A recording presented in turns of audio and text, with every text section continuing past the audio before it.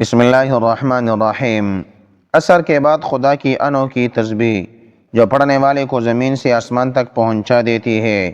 یہ تسبیح وہی پڑھتا ہے جسے اللہ چن لیتا ہے۔ وہ تسبیح یہ ہے۔ محترم ناظرین، آج آپ کے لیے نماز عصر کے بعد اللہ تعالیٰ کی ایک ایسی انوکھی تسبیح کا عمل لے کر حاضر ہوا ہوں کہ جو شخص اس تسبیح کو نماز عصر کے بعد بتائے گئے طریقے سے پڑھ لیتا ہے تو اللہ تعالیٰ پڑھنے والے کو زمین سے آسمان تک پہنچا دیتے ہیں۔ اس کی ہر خواہش پوری ہوتی ہے، اس کی ہر دعا قبول ہو جاتی ہے، اس کی تمام حاجات پوری فرما دی جاتی ہے، اس کی تمام پریشانیاں، لڑائی جھگڑے، اولاد کی نافرمانی، قرضوں سے نجات عطا کر دی جاتی ہے۔ یہ تسبیح وہی پڑھتا ہے جسے اللہ چن لیتا ہے، جو اللہ تعالیٰ کا محبوب بندہ بن جاتا ہے۔ اللہ اسی کو یہ تسبیح پڑھنے کی توفیق عطا فرماتا ہے۔ تو خدا کی وہ انوکھی تسبیح کون سی ہے، اس کے بارے میں جاننے کے لیے گزارش ہے کہ ویڈیو کو آخر تک لازمی دیکھیے گا۔ ناظرین، آج ہر انسان مفلسی، لاچاری اور پریشانی میں مبتلا ہے۔ وہ اللہ کے بجائے انسانوں کے آگے ہاتھ پھیلاتا ہے، لوگوں کے در پر جاتا ہے، لیکن اس در پر نہیں جاتا جہاں بے شمار خزانے ہیں، جو دینے پر خوش ہوتا ہے اور جتنا مانگو اتنا زیادہ عطا کرتا ہے۔ آج انسان اس در کو چھوڑ کر دوسروں کے در پر جاتا ہے اور وہاں سے اس کو مایوسی ہوتی ہے۔ تمام بھائی اور بہنوں سے گزارش ہے کہ اللہ سے مانگو، اللہ سے مانگنا سیکھو، اس سے آپ کو مایوسی بھی نہیں ہوگی، اور اللہ تعالیٰ مانگنے والے سے اتنا خوش ہوتا ہے کہ اس کی زندگی ہی بدل دیتا ہے۔ ناظرین، اللہ تعالیٰ نے قرآن میں فرمایا ہے، بے شک نماز مومنوں پر مقررہ وقتوں میں فرض کی گئی ہے، اور ان مقررہ اوقات میں عصر نماز کی فضیلت سب سے الگ ہے، کیونکہ حضور اکرم صلی اللہ علیہ وسلم نے فرمایا، جس نے عصر کی نماز چھوڑ دی گویا اس کا گھر اور مال سب کچھ برباد ہو گیا۔ اس سے پتہ چلتا ہے کہ عصر کی نماز نہ صرف فرض ہے بلکہ اس کے اندر ایک خاص راز چھپا ہے جو انسان کی دنیا اور آخرت کو سنوار دیتا ہے۔ محترم عزیز، عصر کا وقت وہ وقت ہے جب انسان دن بھر کی تھکن کے بعد اللہ کے سامنے جھکتا ہے۔ یہ وقت وہ ہے جب رزق کے دروازے کھلتے ہیں، جب فرشتے مومن بندوں کے اعمال اللہ کے حضور پیش کرتے ہیں۔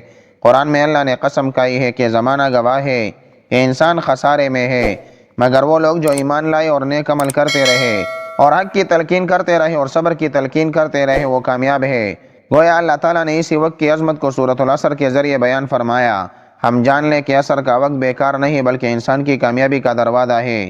یہی وجہ ہے کہ جو بندہ عصر کے بعد اللہ کو یاد کرتا ہے اس کی دعائیں رد نہیں ہوتی۔ حدیث میں آتا ہے، اللہ تعالیٰ بندے کی دعا قبول کرتے ہیں جب تک وہ جلدی نہ کرے اور نہ کہے کہ میں نے دعا کی مگر قبول نہ ہوئی۔ خاص طور پر عصر کے بعد کا ذکر ایسا ہے کہ بندہ زمین پر بیٹھا ہوتا ہے مگر اس کے ذکر کی روشنی آسمان تک پہنچتی ہے، فرشتے ذکر کو محفوظ کرتے ہیں اور اللہ کے حضور پیش کرتے ہیں، اور اللہ جب راضی ہوتا ہے تو وہ بندے کی تقدیر بدل دیتا ہے۔ آج ہم دیکھتے ہیں کہ لوگ پریشانی میں ڈوبے ہوئے ہیں، کوئی قرض کے بوجھ تلے دب گیا ہے، کوئی رشتوں کے مسائل میں الجھا ہوا ہے، کوئی بیماریوں میں مبتلا ہے اور کوئی اپنی اولاد کی نافرمانی سے رنجیدہ ہے۔ لیکن اگر انسان نماز عصر کو پابندی سے ادا کرے اور اس کے بعد اللہ کو یاد کرے تو اس کی زندگی کے اندھیرے اجالوں میں بدل جاتے ہیں، اس کے دل کو سکون ملتا ہے اور مشکلات آسان ہو جاتی ہیں، کیونکہ اللہ کا وعدہ ہے کہ بے شک اللہ کے ذکر سے دلوں کو اطمینان ملتا ہے۔ محترم عزیز، عصر کی نماز کے بعد کا وقت وہ لمحہ ہے جب دن اپنی آخری شدت کی طرف بڑھتا ہے اور رات قریب آتی ہے۔ یہ وقت دراصل اللہ تعالیٰ کی طرف سے ایک خاص رحمت کا دروازہ ہے جو ان لوگوں پر کھلتا ہے جو اس گھڑی کو ضائع نہیں کرتے بلکہ اللہ کے ذکر میں گزار دیتے ہیں۔ یہی وہ گھڑی ہے جب انسان کی دعائیں آسمان تک پہنچتی ہے اور رحمت کے فرشتے اس پر نازل ہوتے ہیں۔ حدیث میں آتا ہے کہ نبی اکرم صلی اللہ علیہ وسلم نے فرمایا، جس نے سورج غروب ہونے سے پہلے کی نماز یعنی عصر کو پڑھ لیا اس کے لیے جنت واجب ہو گئی۔ سوچئے کہ اللہ تعالیٰ کس قدر مہربان ہے کہ صرف ایک نماز کے اہتمام پر جنت کی بشارت عطا فرما دی گئی، مگر افسوس آج کے انسان نے اس کو معمولی سمجھ کر اپنی زندگی کی سب سے بڑی نعمت کو کھو دیا، اور یہی وجہ ہے کہ گھروں میں بے سکونی ہے اور دلوں میں بے برکتی ہے، کیونکہ نماز کو چھوڑنے والا اللہ کی مدد سے محروم ہو جاتا ہے۔ آج ہم دیکھتے ہیں کہ انسان اپنی پریشانیوں کو ختم کرنے کے لیے طرح طرح کے دروازوں پر جاتا ہے، کوئی جادو ٹونے کے پیچھے بھاگ رہا ہے، کوئی دوسروں سے سفارشیں کروا رہا ہے، کوئی دنیا کے سامنے اپنی عزت کو داؤ پر لگا رہا ہے، لیکن وہ یہ نہیں سوچتا کہ اصل دروازہ اللہ کا ہے، اصل خزانہ اسی کے پاس ہے، اصل سکون اسی کے ذکر میں ہے۔ قرآن میں اللہ تعالیٰ نے فرمایا ہے کہ تم مجھے یاد کرو میں تمہیں یاد کروں گا، اور میرا شکر ادا کرو اور ناشکری نہ کرو۔ اس آیت میں اللہ تعالیٰ نے بندے کو ایک عجیب خوشخبری دی ہے کہ جو بندہ اللہ کو یاد کرتا ہے اللہ خود اس کو یاد کرتا ہے۔ اب سوچو جب رب العالمین کسی بندے کو یاد کرے تو کیا وہ بندہ تنہا رہ سکتا ہے؟ کیا اس کی مشکلات باقی رہ سکتی ہے؟ کیا اس کا قرض باقی رہ سکتا ہے؟ ہرگز نہیں، بلکہ اللہ تعالیٰ اس کے ہر معاملے کو آسان فرما دیتا ہے۔ محترم ناظرین، عصر کی نماز کی ایک اور فضیلت یہ ہے کہ یہ دن اور رات کے فرشتوں کے آنے جانے کا وقت ہے۔ حدیث میں ہے کہ فرشتے صبح اور عصر کے وقت ایک دوسرے سے ملاقات کرتے ہیں اور اللہ تعالیٰ اپنے بندوں سے پوچھتے ہیں میرے بندوں کو کس حال چھوڑ کر آئے ہو؟ تو فرشتے عرض کرتے ہیں اے اللہ، ہم نے انہیں اس حال میں چھوڑا کہ وہ نماز پڑھ رہے تھے، اور جب ہم ان کے پاس آئے تو بھی وہ نماز میں تھے۔ غور کریں یہ کتنا بڑا مقام ہے کہ بندے کا نام اللہ کے سامنے ان فرشتوں کی زبان سے لیا جائے جو سب کچھ دیکھتے ہیں، اور جب وہ گواہی دیتے ہیں کہ یہ بندہ نماز ادا کر رہا تھا تو پھر اللہ کا کرم بھی اس پر ضرور نازل ہوتا ہے، اور یہی بندے کی زندگی کے ہر اندھیرے کو دور کر دیتا ہے۔ آج انسان قرض کے بوجھ تلے دب کر ہمت ہار بیٹھا ہے، بیماریوں کے علاج کے لیے در بدر بھٹک رہا ہے، اپنے رشتوں میں بگاڑ کی وجہ سے راتوں کو روتا ہے، اولاد کی نافرمانی نے والدین کو توڑ کر رکھ دیا ہے، مگر ان سب کا علاج صرف اللہ کی طرف پلٹنے میں ہے، اور خاص طور پر عصر کی نماز اور اس کے بعد اللہ کا ذکر انسان کو وہ سکون عطا کرتا ہے جو کسی دوا، طاقت اور کسی دولت میں نہیں ہے۔ اور یہی اصل راز ہے کہ نبی کریم صلی اللہ علیہ وسلم نے فرمایا جو شخص دن کی 2 ٹھنڈی نمازیں پڑھ لے وہ جنت میں داخل ہوگا۔ یہاں ٹھنڈی نمازوں سے مراد فجر اور عصر ہے، گویا یہ دونوں نمازیں جنت کی کنجی ہے، اور جو بندہ ان کا اہتمام کرتا ہے اللہ تعالیٰ اس کے لیے دنیا کے راستے بھی آسان فرما دیتے ہیں اور آخرت کی منزل بھی روشن فرما دیتے ہیں۔ محترم ناظرین، عصر نماز کے بعد کا وقت اللہ کے ذکر کا خاص لمحہ ہے، اور یہ وہ لمحہ ہے جو بندے کو اندھیروں سے روشنی کی طرف لے جاتا ہے، جیسے کہ قرآن میں اللہ تعالیٰ نے یونس علیہ السلام کا قصہ بیان فرمایا جب وہ اپنی قوم کی نافرمانی سے دل برداشتہ ہو کر سمندر میں چلے گئے اور اللہ کی قدرت سے ایک بڑی مچھلی نے انہیں نگل لیا۔ وہ اندھیروں کے اندر اندھیروں میں تھے، سمندر کی گہرائی کا اندھیرا، رات کی تاریکی کا اندھیرا، مچھلی کے پیٹ کا اندھیرا۔ انہوں نے اسی وقت اللہ کو یاد کیا اور دعا کی، اے میرے رب، تیرے سوا کوئی معبود نہیں، تو پاک ہے، بے شک میں ہی ظالموں میں سے تھا۔ قرآن کہتا ہے کہ اگر وہ اس وقت اللہ کا ذکر نہ کرتے تو قیامت تک وہ اسی مچھلی کے پیٹ میں رہتے۔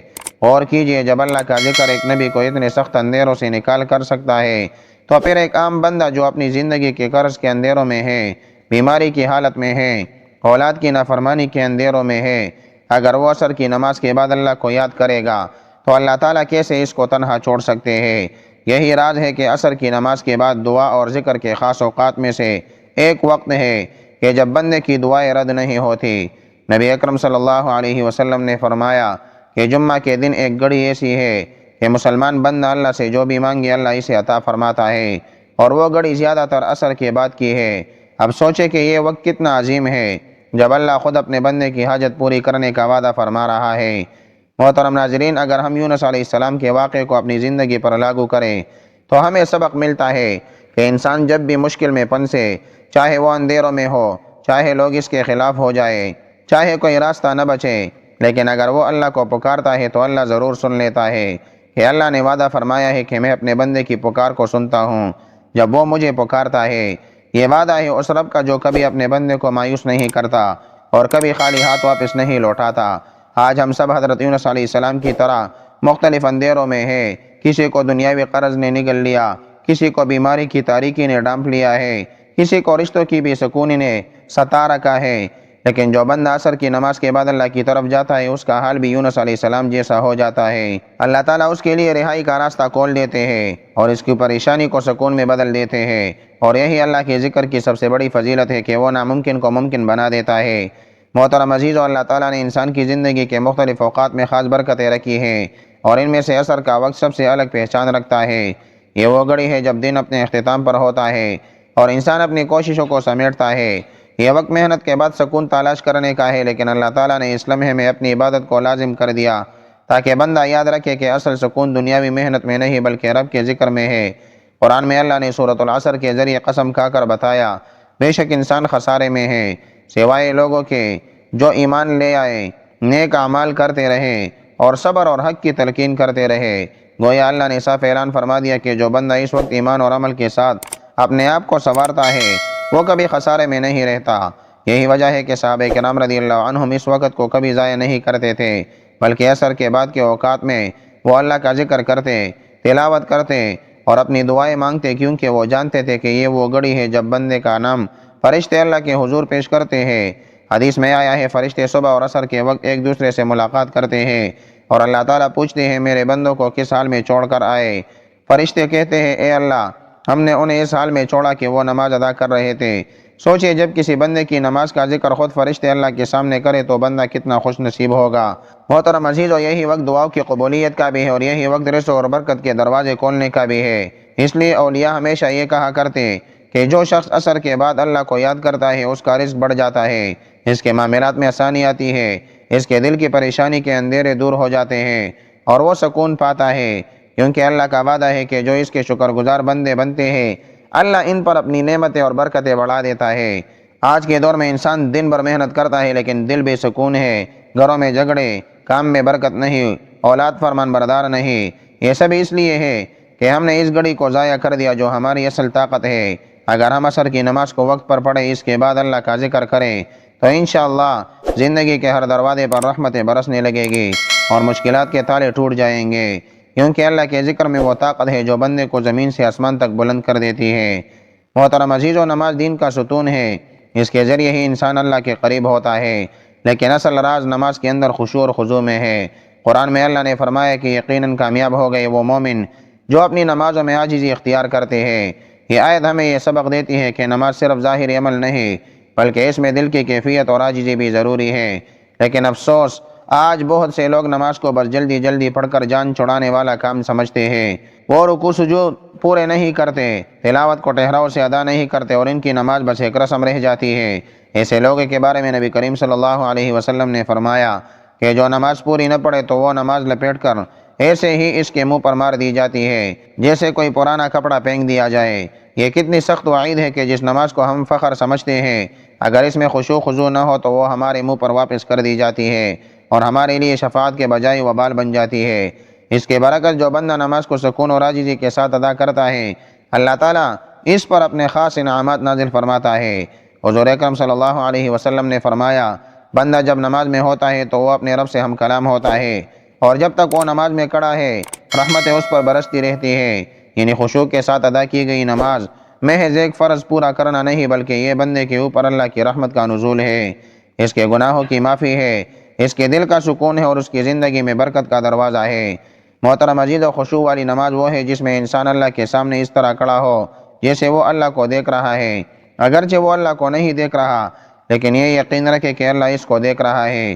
یہ کیفیت ہے جو دل کو نرم کرتی ہے، آنکھوں کو اشکبار کرتی ہے اور زبان کو اللہ کے ذکر میں مصروف رکھتی ہے۔ ایسے ہی بندوں کے بارے میں حدیث میں ہے کہ قیامت کے دن سب سے پہلے نماز کا حساب لیا جائے گا۔ اگر وہ درست ہوئی تو باقی اعمال بھی درست ہوں گے، اگر وہ بگڑی ہوئی ہو تو باقی اعمال بھی بگڑ جائیں گے۔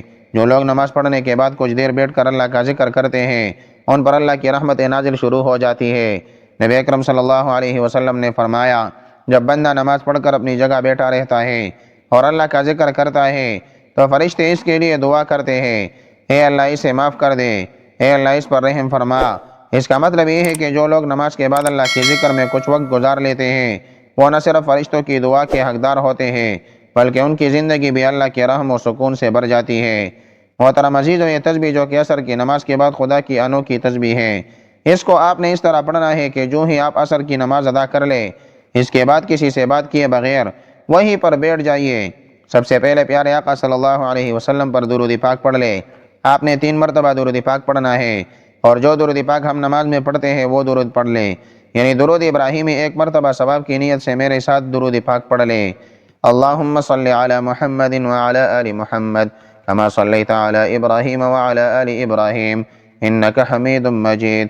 اللہم بارک علی محمد وعلی آل محمد کما بارکت علی ابراہیم وعلی آل ابراہیم انک حمید مجید۔ محترم عزیزو، درود ابراہیمی کی اپنی ایک الگ فضیلت ہے۔ حضور اکرم صلی اللہ علیہ وسلم نے فرمایا، جس نے مجھ پر 1 مرتبہ درود بھیجا اللہ تعالیٰ اس پر 10 رحمتیں نازل فرماتا ہے اور اس کے 10 گناہ معاف کر دیے جاتے ہیں اور اس کے 10 درجات بلند کر دیے جاتے ہیں۔ اس لیے عمل کی ابتدا درود شریف سے کرنے میں برکت ہے۔ درود پاک کے فوراً بعد آپ نے اللہ تعالیٰ کے ایک نام کی تسبیح پڑھنی ہے۔ اس کو آپ نے 100 مرتبہ پڑھنا ہے، چاہے ہاتھ کی انگلیوں پر پڑھے یا تسبیح کے دانوں پر۔ آپ نے یا مجیبو پڑھنا ہے۔ یا مجیبو کا مطلب ہے دعاؤں کو قبول کرنے والا۔ جب بندہ عاجزی سے یہ نام پکارتا ہے تو اللہ تعالیٰ اس کی فریاد کو سنتا ہے اور اس کی حاجات پوری فرماتا ہے۔ دنیاوی فائدہ یہ ہے کہ مشکل حالات آسان ہو جاتے ہیں، انسان کی زبان میں تاثیر آتی ہے اور دعائیں جلد قبول ہونے لگتی ہے۔ اور اخروی فائدہ یہ ہے یہ بندہ اللہ کے مقربین میں شمار ہونے لگتا ہے۔